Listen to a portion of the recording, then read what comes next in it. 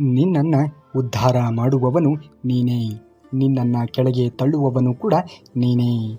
ಬೆಳಕಿಗಾಗಿ ಪರರ ಎದುರಿಗೆ ಕೈ ಒಡ್ಡುವವನು ಕೂಡ ನೀನೇ. ಎಲ್ಲವನ್ನೂ ಕೂಡ ನಿಭಾಯಿಸಬೇಕಾದವನು. ನಿನ್ನ ಜೀವನವನ್ನು ನೀನು ಸರಿಯಾದ ರೀತಿಯಲ್ಲಿ ನಿರ್ವಹಣೆಯನ್ನು ಮಾಡುವುದನ್ನು ನೋಡು. ನೀನು ಯಾರ ಮುಂದೆಯೂ ಕೂಡ ತಲೆ ಬಾಗಿಸಬೇಕಾಗಿರುವಂತಹ ಪ್ರಸಂಗವೇ ಒದಗಿ ಬರುವುದಿಲ್ಲ. ನಿನ್ನೊಳಗಿನ ಅಜ್ಞಾನದ ಕತ್ತಲನ್ನು ಸೀಳಲು ವಿವೇಕದ ದೀಪ ನಿನ್ನಲ್ಲೇ ಇದೆ. ನಿನ್ನ ಸಾಮರ್ಥ್ಯದ ಮೇಲಿನ ಅಚಲವಾಗಿರುವಂತಹ ನಂಬಿಕೆಯೇ ನೀನು ಬೆಳೆಯುವಂತೆ ಮಾಡುತ್ತದೆ. ಯಾರ ಮೇಲೆಯೂ ಕೂಡ ಅತಿಯಾದ ಅವಲಂಬನೆ ಎನ್ನುವುದು ಬೇಡವೇ ಬೇಡ. ನಿನ್ನನ್ನು ನೀನು ನಂಬು. ನೀನು ಮಾಡುತ್ತಿರುವಂತಹ ಕೆಲಸದ ಮೇಲೆ ನಿನಗೆ ನಂಬಿಕೆ ಎನ್ನುವುದು ಇರಲಿ. ಆಗ ಆಗುವುದೆಲ್ಲ ಒಳ್ಳೆಯದೇ ಆಗುತ್ತದೆ. ಕರ್ಮ ಮಾಡುವುದು ನಿನ್ನ ಕರ್ತವ್ಯ, ಫಲ ಬಯಸುವುದು ಬಂಧನ. ಆಸೆಯನ್ನು ಬಿಟ್ಟು ನಡೆ ಶಾಂತಿ ನಿನ್ನ ನೆರಳು. ನೀವು ಸತ್ಯವಾಗಿ ಇದ್ದರೆ ಒಂಟಿ ಆಗಿ ಇರಬಹುದು, ಆದರೆ ಸೋಲುವುದಕ್ಕೆ ಸಾಧ್ಯವೇ ಇಲ್ಲ. ಯಾರ ಮೇಲೆಯೂ ಕೂಡ ಅತಿಯಾದ ಅವಲಂಬನೆ ಎನ್ನುವುದು ಬೇಡವೇ ಬೇಡ. ನಿನ್ನ ಕೆಲಸ ಕಾರ್ಯಗಳನ್ನು ಮಾಡುತ್ತಾ ಮುಂದುವರಿಯುವುದನ್ನು ನೋಡು.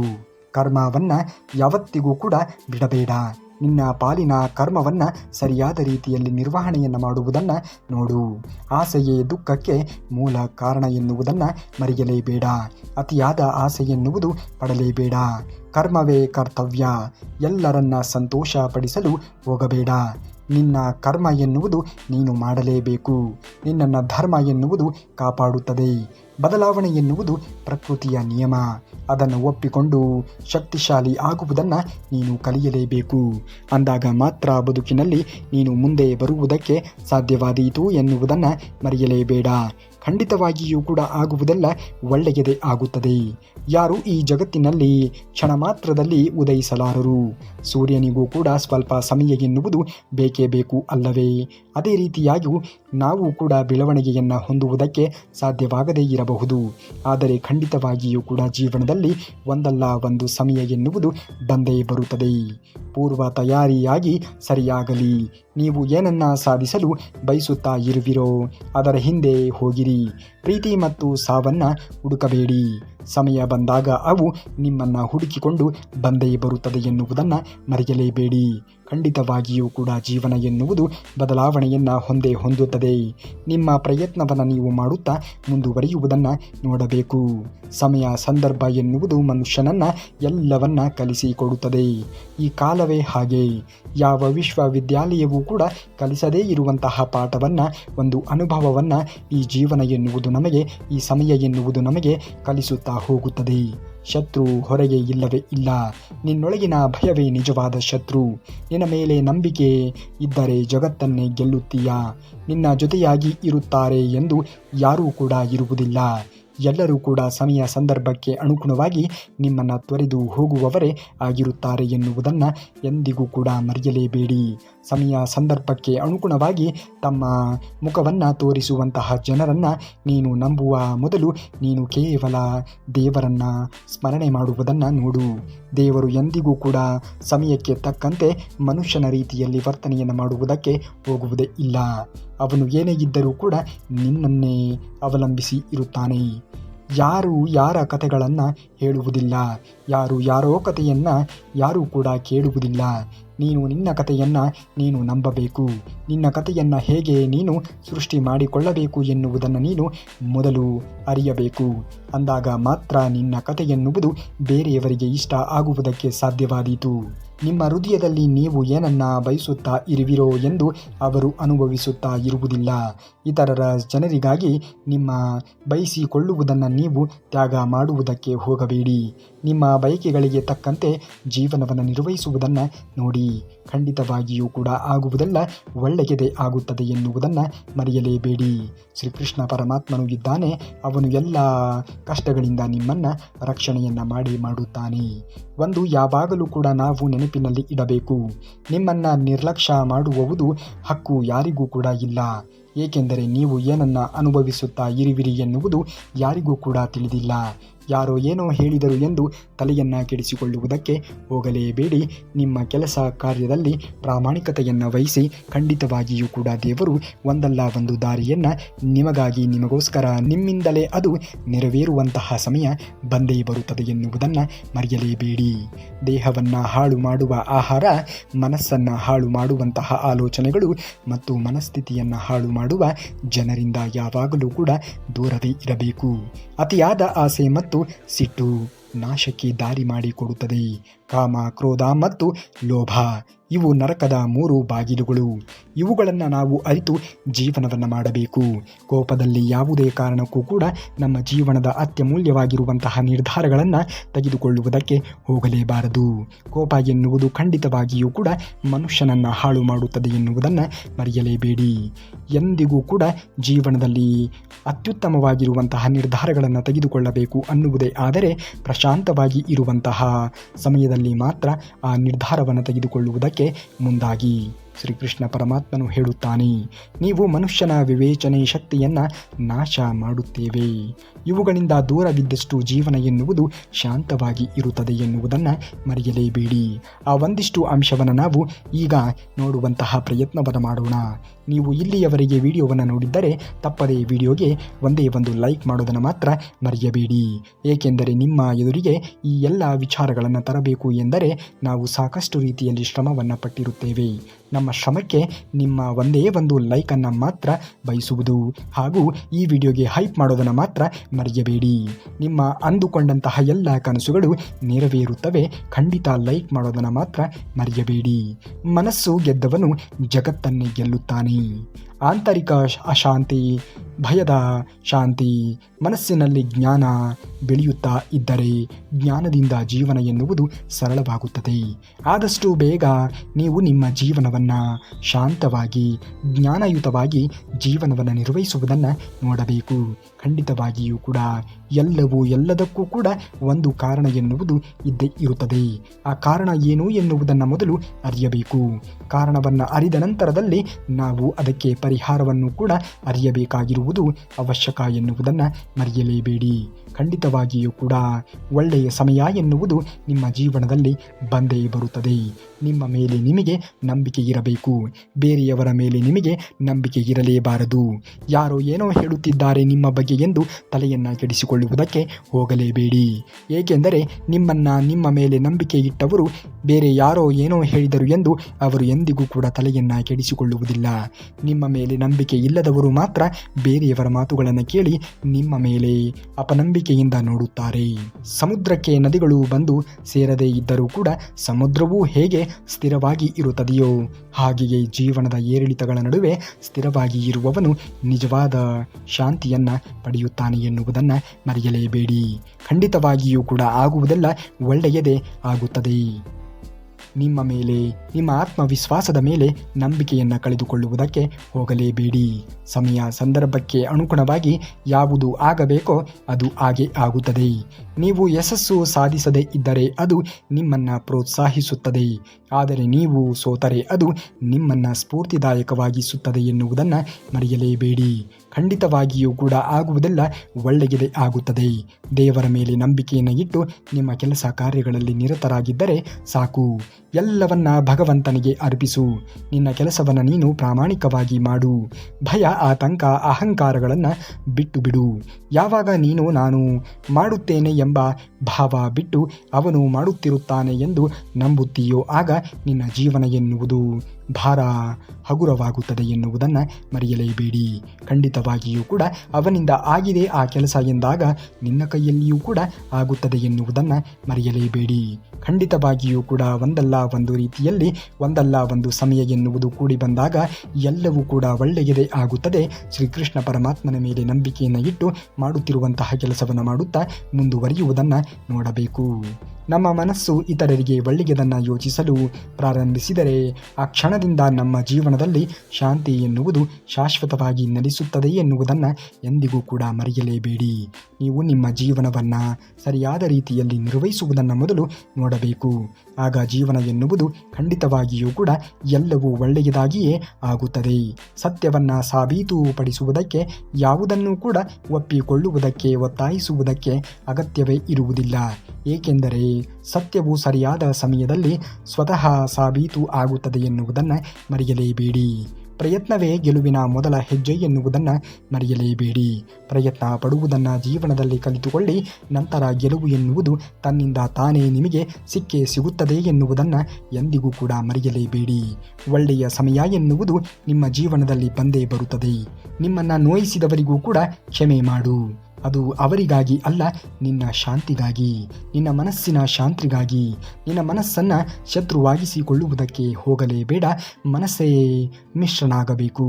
ನೀನು ಯಾವ ದಿಕ್ಕು ತೋರಿಸುತ್ತಾ ಇರುವೆಯೋ ಅದೇ ನಿನ್ನ ಗತಿ ಎನ್ನುವುದನ್ನು ಮರೆಯಲೇಬೇಡ. ಒಳ್ಳೆಯ ಸಮಯ ಎನ್ನುವುದು ನಿನ್ನಲ್ಲಿ ಇದ್ದೇ ಇರುತ್ತದೆ.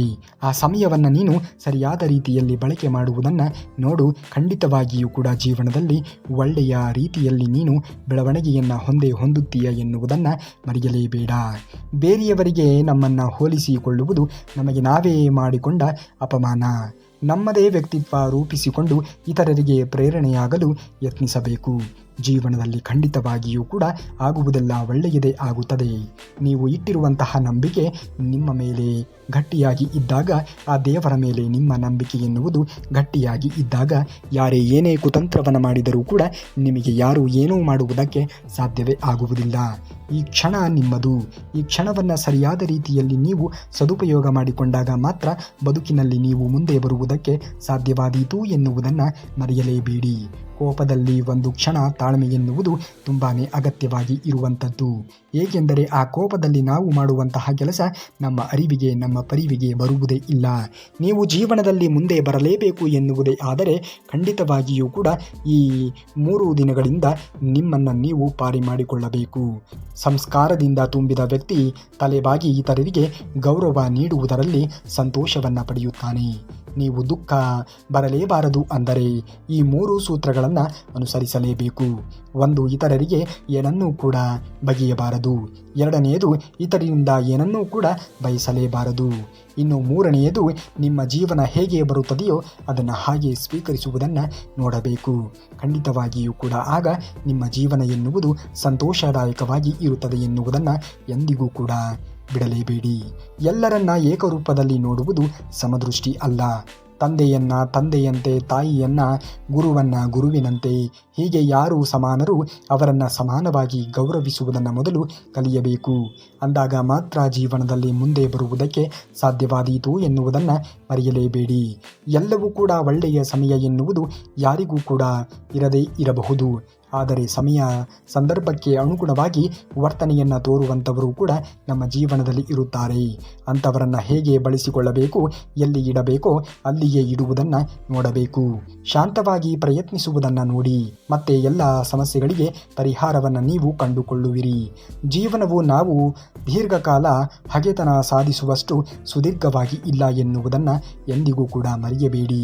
ಎಲ್ಲ ಸಮಸ್ಯೆಗಳಿಗೆ ಪರಿಹಾರ ಎನ್ನುವುದು ನಮ್ಮಲ್ಲಿಯೇ ಇರುತ್ತದೆ ಎನ್ನುವುದನ್ನು ಎಂದಿಗೂ ಕೂಡ ಮರೆಯಬೇಡಿ. ಸಮಯ ಒಳ್ಳೆಯದೇ ಆಗಲಿ ಕೆಟ್ಟದ್ದೇ ಆಗಲಿ ಒಂದು ರೂಪವನ್ನು, ಒಂದು ಪಾಠವನ್ನು ಕಲಿಸಿಯೇ ಹೋಗುತ್ತದೆ. ಒಳ್ಳೆಯ ಸಮಯದಲ್ಲಿ ಎಲ್ಲರೂ ಕೂಡ ನಮ್ಮವರಾಗಿರುತ್ತಾರೆ. ಕೆಟ್ಟ ಸಮಯದಲ್ಲಿ ನಮ್ಮವರೇ ಬೇರೆಯವರಾಗಿ ಬದಲಾಗಿ ಇರುತ್ತಾರೆ ಎನ್ನುವುದನ್ನು ಎಂದಿಗೂ ಕೂಡ ಮರೆಯಬೇಡಿ. ಜೀವನ ಎನ್ನುವುದೇ ಹಾಗೆ ಅಲ್ಲವೇ? ನಾವು ಅಂದುಕೊಂಡು ಇರುವುದೇ ಒಂದು, ಜೀವನ ಎನ್ನುವುದು ಕರೆದುಕೊಂಡು ಹೋಗುವುದೇ ಇನ್ನೊಂದು ಕಡೆಗೆ ಅಲ್ಲವೇ? ಇತರರಿಂದ ಸ್ಫೂರ್ತಿ ಪಡೆಯಿರಿ, ಆದರೆ ನಿಮ್ಮದೇ ಆದ ಹಾದಿಯಲ್ಲಿ ಸೃಷ್ಟಿಸಿ. ಒಳ್ಳೆಯ ವಿಷಯವನ್ನು ಸ್ವೀಕರಿಸಿ ಮತ್ತು ಅದರಿಂದ ನಿಮ್ಮ ಉತ್ತಮವಾಗಿ ರೂಪಿಸಿಕೊಳ್ಳಿ. ಕುದಿಯುವ ನೀರಿನಲ್ಲಿ ನೆರಳು ಎಂದಿಗೂ ಕೂಡ ಕಾಣದಂತೆ ತೊಂದರೆಯೊಳಗಾದ ಮನಸ್ಸಿನಲ್ಲಿ ಪರಿಹಾರ ಎನ್ನುವುದು ಎಂದಿಗೂ ಕೂಡ ಕಾಣುವುದೇ ಇಲ್ಲ. ಸಮಯ ಸಂದರ್ಭ ಎನ್ನುವುದು ಕೂಡಿ ಬಂದೇ ಬರುತ್ತದೆ. ನಿಮ್ಮ ಮೇಲೆ ನಂಬಿಕೆಯನ್ನು ಇಟ್ಟು, ನೀವು ಮಾಡುತ್ತಿರುವಂತಹ ಕೆಲಸದ ಮೇಲೆ ನಂಬಿಕೆಯನ್ನು ಇಟ್ಟು ಖಂಡಿತವಾಗಿಯೂ ಕೂಡ ಮುಂದೆ ಬರೆಯುವುದನ್ನು ನೋಡಿ. ಎಲ್ಲ ಸಮಯದಲ್ಲಿಯೂ ಕೂಡ ನಿಮ್ಮ ಜೀವನ ಎನ್ನುವುದು ಒಂದೇ ರೀತಿಯಾಗಿ ಇರುವುದಿಲ್ಲ. ಎಲ್ಲವನ್ನೂ ಕೂಡ ಒಪ್ಪಿಕೊಂಡು ಮುಂದುವರಿಯುವುದನ್ನು ನೋಡಿ. ಸ್ವಸಹಾಯದಲ್ಲಿ ನಂಬಿಕೆ ಇರುವವರಿಗೆ ದೇವರು ಸಹಾಯ ಮಾಡುತ್ತಾನೆ. ಹೀಗಾಗಿ ಜಯದ ಮೊದಲ ಗುಟ್ಟು ಆತ್ಮವಿಶ್ವಾಸವೇ ಆಗಿರುತ್ತದೆ.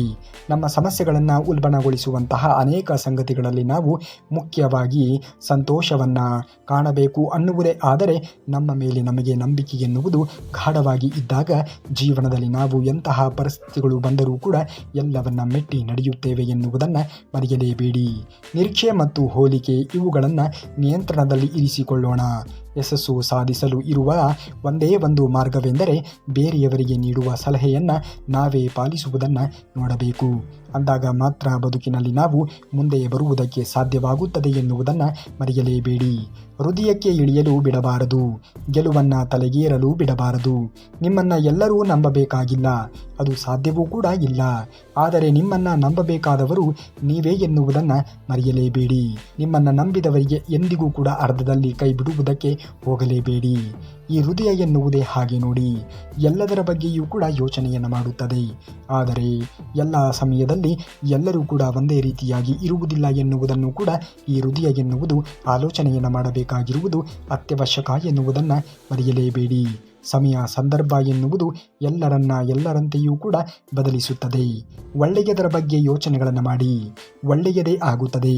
ಸಂಬಂಧಗಳು ಮತ್ತು ಸಂಪತ್ತನ್ನು ಸಮಾನವಾಗಿ ಗೌರವದಿಂದ ಅದುರಿಸಿ, ಏಕೆಂದರೆ ಎರಡೂ ಕೂಡ ಗಳಿಸಲು ಕಷ್ಟ ಎನ್ನುವುದು ನಾವು ಪಡಲೇಬೇಕಾಗುತ್ತದೆ ಎನ್ನುವುದನ್ನು ಮರೆಯಬೇಡಿ. ಜೀವನದಲ್ಲಿ ಒಳ್ಳೆಯ ಸಮಯ ಎನ್ನುವುದು ಬಂದೇ ಬರುತ್ತದೆ. ಕೆಟ್ಟ ಸಮಯ ಎನ್ನುವುದು ಯಾವುದೇ ಕಾರಣಕ್ಕೂ ಕೂಡ ಶಾಶ್ವತವಾಗಿ ನಮ್ಮ ಜೀವನದಲ್ಲಿ ನಿಲ್ಲುತ್ತದೆ ಎಂದು ಹೇಳುವುದಕ್ಕೆ ಸಾಧ್ಯವೇ ಇಲ್ಲ ನೋಡಿ. ಹೇಗೆ ಬೆಳಕು ಎನ್ನುವುದು ಬಂದ ನಂತರದಲ್ಲಿ ಕತ್ತಲೆ ಎನ್ನುವುದು ಆವರಿಸುತ್ತದೆಯೋ, ಹೇಗೆ ಕತ್ತಲೆ ಎನ್ನುವುದು ಬಂದ ನಂತರದಲ್ಲಿ ಬೆಳಕು ಎನ್ನುವುದು ಹೇಗೆ ಬರುತ್ತದೆಯೋ, ಅದೇ ರೀತಿಯಲ್ಲಿ ನಮ್ಮ ಜೀವನದಲ್ಲಿ ಇಂದಿನ ಪರಿಸ್ಥಿತಿಗಳು ಕೆಟ್ಟದ್ದಾಗಿ ಇರಬಹುದು. ಆದರೆ ಸಮಯ ಸಂದರ್ಭ ಎನ್ನುವುದು ಒದಗಿ ಬಂದಾಗ ಒಳ್ಳೆಯ ಸಮಯ ಎನ್ನುವುದು ನಮ್ಮ ಜೀವನದಲ್ಲಿಯೂ ಕೂಡ ದೀಪ ಎನ್ನುವುದು ಸಿಕ್ಕೇ ಸಿಗುತ್ತದೆ. ಆತ ಒಳ್ಳೆಯದಾಯಿತು ಎಂದು ನೀವು ಹಾರಾಡುವುದು ಒಳ್ಳೆಯದಲ್ಲ, ಕೆಟ್ಟದ್ದಾಯಿತು ಎಂದು ಕುಸಿಯುವುದು ಕೂಡ ಒಳ್ಳೆಯದಲ್ಲ. ದುಃಖವಾದರೂ ಕೂಡ ಕರ್ಮವನ್ನು ದೂಷಿಸುವುದು ಅಲ್ಲ. ಔಷಧಿ ಹೇಗೆ ಕಹಿ ಇರುತ್ತದೆಯೋ ಹಾಗೆ ಸತ್ಕಾರ್ಯ ಸ್ವಲ್ಪವಾದರೂ ಕೂಡ ದುಃಖಕರವಾದಾಗ ಅದರ ಬಗ್ಗೆ ಆತ ಚಿಂತೆ ಮಾಡುವುದೇ ಇಲ್ಲ. ಎಲ್ಲವೂ ಕೂಡ ಒಳ್ಳೆಯದೇ ಆಗುತ್ತದೆ ಎನ್ನುವುದನ್ನು ಎಂದಿಗೂ ಕೂಡ ಮರೆಯಬೇಡ. ಸಮಯ ಸಂದರ್ಭ ಎನ್ನುವುದು ಒದಗಿ ಬಂದಾಗ ಖಂಡಿತವಾಗಿಯೂ ಕೂಡ ನೀವು ಅಂದುಕೊಂಡಿದ್ದೆಲ್ಲವೂ ಕೂಡ ಹಾಗೇ ಆಗುತ್ತದೆ. ಕಾಯಬೇಕಾಗಿರುವ ತಾಳ್ಮೆ ನಿಮ್ಮಲ್ಲಿ ಇರಬೇಕು ಅಷ್ಟೇ. ಮೌನ ಮತ್ತು ಮುಗುಳ್ನಗೆ ಶಕ್ತಿಶಾಲಿ ಸಾಧನಗಳು. ಮುಗುಳ್ನಗೆಗೆ ಸಮಸ್ಯೆಗಳನ್ನು ದೂರ ಮಾಡಿದರೆ ಮೌನವು ಸಮಸ್ಯೆಗಳ ಉದ್ಭವಿಸದಂತೆ ತಡೆಯುತ್ತದೆ. ಲೋಪದೋಷಗಳನ್ನೇ ಕೆಡುಕುತ್ತಾ ಇದ್ದರೆ ತಪ್ಪು ತಡೆಗಳು ಹೆಚ್ಚಾಗಬಹುದು. ಯಾವುದಕ್ಕೂ ಕೂಡ ನೀವು ಹೆದರುವುದಕ್ಕೆ ಹೋಗಬಾರದು. ಖಂಡಿತವಾಗಿಯೂ ಕೂಡ ಆಗುವುದೆಲ್ಲ ಒಳ್ಳೆಯದೇ ಆಗುತ್ತದೆ. ಕೋಪದಲ್ಲಿ ಇದ್ದಾಗ ಯಾರ ಮೇಲೆಯೂ ಕೂಡ ನೀವು ಸಮಸ್ಯೆಗಳನ್ನು ಮಾಡುವುದಕ್ಕೆ ಹೋಗಲೇಬಾರದು. ನಿಮ್ಮ ಕೋಪದಿಂದ ನಿಮ್ಮ ಜೀವನವೇ ಸರ್ವನಾಶವಾಗುತ್ತದೆ, ನಿಮ್ಮ ಸಂಬಂಧಗಳೇ ಹಾಳಾಗುತ್ತದೆ ಎನ್ನುವುದನ್ನು ಮರೆಯಲೇಬೇಡಿ. ಮನಸ್ಸು ಸಂಪೂರ್ಣವಾಗಿ ಭಗವಂತನಲ್ಲಿ ನಾವು ಲೀನ ಮಾಡಿದ್ದಷ್ಟು ನಮ್ಮ ಜೀವನದಲ್ಲಿ ನಮ್ಮ ಬೆಳವಣಿಗೆಯನ್ನು ತಡೆಯುವುದಕ್ಕೆ ಯಾರಿಂದಲೂ ಕೂಡ ಸಾಧ್ಯವೇ ಇಲ್ಲ. ನಿಮ್ಮನ್ನು ಒಮ್ಮೆ ದೇವರು ನೋಡಿದ ಎಂದರೆ ನಿಮ್ಮ ಜೀವನದಲ್ಲಿ ಉದ್ಭವಿಸುವಂತಹ ಎಂತಹ ಸಮಸ್ಯೆ ಆದರೂ ಕೂಡ ಎಲ್ಲದಕ್ಕೂ ಕೂಡ ಪರಿಹಾರವನ್ನು ಕೊಟ್ಟೇ ಕೊಡುತ್ತಾನೆ. ದೇವರು ಶ್ರೀಕೃಷ್ಣ ಪರಮಾತ್ಮನ ಮೇಲೆ ನಂಬಿಕೆಯನ್ನು ಇಡಿ.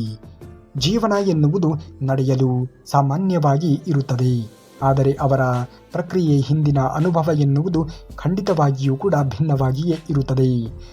ಇವರು ಭಗವಂತ ನೀನು ಮಾಡುತ್ತಿದ್ದೀಯಾ, ನಾನು ಮಾಡುತ್ತಿದ್ದೇನೆ ಎನ್ನುವ ಅನುಸಂಧಾನದಿಂದ ನಮ್ಮ ಕರ್ತವ್ಯವನ್ನು ನಾವು ಮಾಡುತ್ತಾ ಮುಂದುವರಿಯುವುದನ್ನು ನೋಡಬೇಕು. ದೇವರು ನಿನಗೆ ಏನನ್ನು ಕೊಡಬೇಕೋ, ಯಾವ ಸಂದರ್ಭದಲ್ಲಿ ಕೊಡಬೇಕೋ ಎಲ್ಲವನ್ನ ತಿಳಿದುಕೊಂಡು ಆ ಸಮಯ ಎನ್ನುವುದು ಒದಗಿ ಬಂದ ಘಳಿಗೆಯಲ್ಲಿ ಖಂಡಿತವಾಗಿಯೂ ಕೂಡ ಎಲ್ಲವನ್ನ ಕೊಟ್ಟೇ ಕೊಡುತ್ತಾನೆ ಎನ್ನುವುದನ್ನು ಮರೆಯಬೇಡಿ.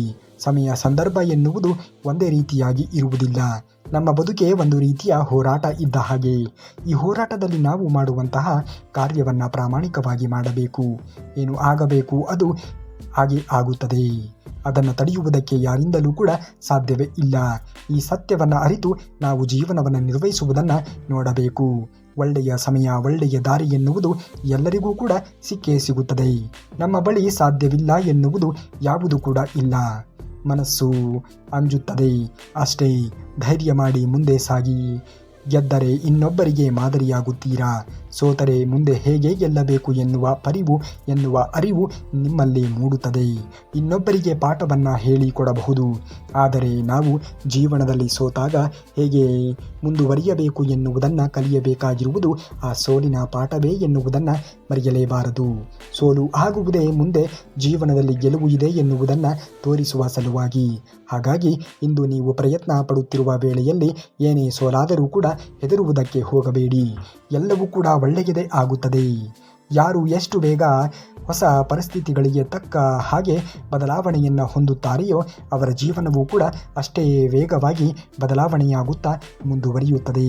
ಯಾವ ಮಿತ್ರ ಯಾವಾಗ ಬೇಕಾದರೂ ಕೂಡ ಇಲ್ಲಿ ಶತ್ರುವಾಗಬಹುದು. ಹಾಗಾಗಿ ಯಾರ ಮೇಲೆಯೂ ಕೂಡ ಅತಿಯಾದ ಅವಲಂಬನೆ ಎನ್ನುವುದು, ಯಾರ ಮೇಲೆಯೂ ಕೂಡ ಅತಿಯಾದ ಆತ್ಮವಿಶ್ವಾಸ ಎನ್ನುವುದು ಬೇಡವೇ ಬೇಡ. ಒಳ್ಳೆಯ ವಿಷಯವನ್ನು ಎಲ್ಲ ಕಡೆಯಿಂದ ಸ್ವೀಕರಿಸಬೇಕು. ನಾವು ಎಷ್ಟು ಒಳ್ಳೆಯ ವಿಷಯಗಳನ್ನು, ಒಳ್ಳೆಯ ಸಂಗತಿಗಳನ್ನು ರೂಢಿಸಿಕೊಳ್ಳುತ್ತೇವೆಯೋ ಅಷ್ಟು ನಮಗೆ ಅದ್ಭುತವಾಗಿರುವಂತಹ ಪರಿವರ್ತನೆ ಆಗುತ್ತದೆ ಎನ್ನುವುದನ್ನು ಮರೆಯಲೇಬೇಡಿ. ಯಶಸ್ಸಿಗೆ ಬೇರೆಯವರ ಸ್ಫೂರ್ತಿ ಕೂಡ ನಾವು ಬಯಸಬಾರದು. ನಮ್ಮ ಜೀವನದಲ್ಲಿ ಆಗಿರುವಂತಹ ಸೋಲಿನ ಪಾಠವನ್ನೇ ನಾವು ಯಶಸ್ಸಿನ ಸೂತ್ರ ಎಂದು, ನಮ್ಮ ಸ್ಫೂರ್ತಿ ಎಂದು ತಿಳಿದು ಮುಂದುವರಿಯುವುದನ್ನು ನೋಡಬೇಕು. ನಿಮ್ಮ ಒಳ್ಳೆಯತನ ಸಾಬೀತುಪಡಿಸುವುದಕ್ಕೆ ಪ್ರಯತ್ನವನ್ನು ಪಡಬೇಡಿ. ನಿಮ್ಮ ವ್ಯಕ್ತಿತ್ವ ವಿಶೇಷವಾಗಿ ಇದ್ದರೆ ಸಮಯವೇ ನಿಮ್ಮನ್ನು ಯೋಗ್ಯರನ್ನಾಗಿ ಮಾಡುತ್ತದೆ ಎನ್ನುವುದನ್ನು ಮರೆಯಲೇಬೇಡಿ. ಭಗವಂತನನ್ನು ಕಾಣಲು ಇರುವ ಮೂಲ ಮಂತ್ರ ಭಕ್ತಿ. ಏಕೆ ನಿಷ್ಠೆಯಿಂದ ಭಗವಂತನನ್ನು ಅನನ್ಯವಾಗಿ ಭಕ್ತಿ ಮಾಡುವುದರಿಂದ ಆತನನ್ನು ಸೇರಲು ಸಾಧ್ಯ. ಜೀವನದಲ್ಲಿ ನಿಮ್ಮ ಭಕ್ತಿ ಎನ್ನುವುದು ಹಾಗೇ ಇರಲಿ ಎಂದು ಬಯಸುತ್ತಾ, ನೀವೇನಾದರೂ ಶ್ರೀಕೃಷ್ಣ ಪರಮಾತ್ಮನ ಭಕ್ತರೇ ಆಗಿದ್ದರೆ ತಪ್ಪದೆ ಈ ವಿಡಿಯೋಗೆ ಒಂದು ಲೈಕನ್ನು ಮಾಡಿ ಹಾಗೂ ನಾಳೆ ಶ್ರೀಕೃಷ್ಣ ಪರಮಾತ್ಮನ ಮತ್ತಷ್ಟು ವಚನಾಮೃತವನ್ನು ನಿಮ್ಮ ಮುಂದೆ ತರುವವರೆಗೆ ಧನ್ಯವಾದ. ಕರುನಾಡಿಗೆ.